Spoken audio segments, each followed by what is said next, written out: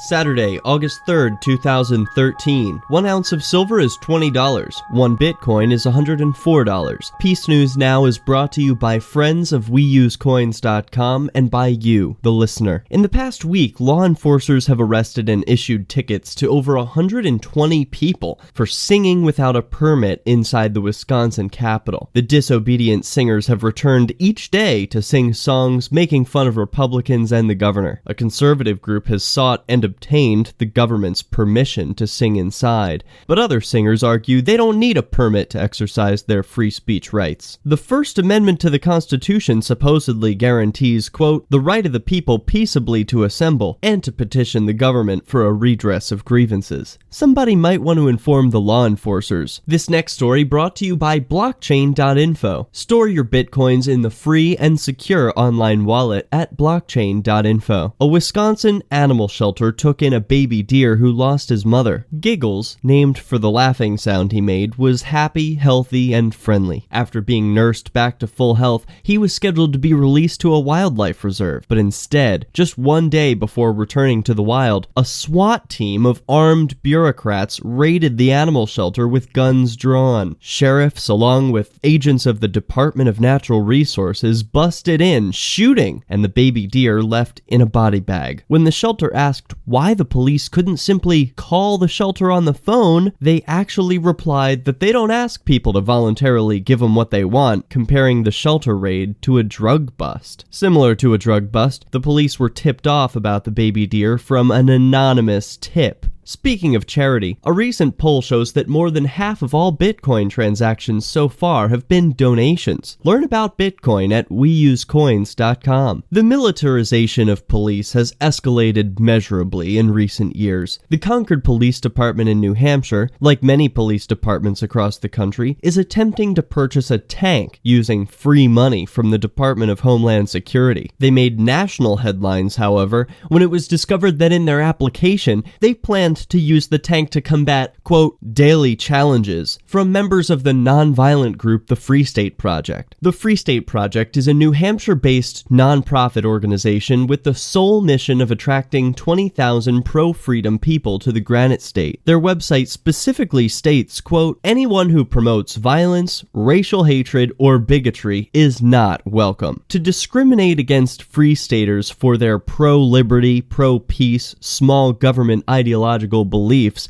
and to defame an organization in the manner set forth in the Department of Homeland Security grant is unconscionable and unconstitutional. On behalf of FSP participants, President Carla Garrick has published an open letter in which she respectfully demands, quote, 1. A retraction and amendment of the grant application to remove all references to Free Staters. You are reminded that a condition of receipt of the grant's funding is, quote, funding may be suspended or terminated for filing a false certification in this application or other reports or documents as part of this program. 2. An itemized list by calendar day of the daily challenges presented by Free Staters to the Concord Police. Please list individuals, not a class of people. 3. A written letter of apology from both the city and Concord Police, which includes the following statements. Quote, the Free State Project is not a domestic terrorist organization, and, quote, Free Staters do not pose daily challenges to the Concord Police Department. If you want liberty in your lifetime, learn about the Free State Project at freestateproject.org. In 1942, a group called the White Rose Society issued a series of prophetic warnings to all humanity. Unfortunately, at the time, the warnings fell on deaf ears. The White Rose was a non-violent, intellectual resistance group in Nazi Germany, consisting of students from the University of Munich and their philosophy professor. The group became known for an anonymous leaflet and graffiti campaign that called for active opposition to dictator Adolf Hitler's regime. The 6 most recognized members of the group were arrested by the Gestapo and beheaded in 1943.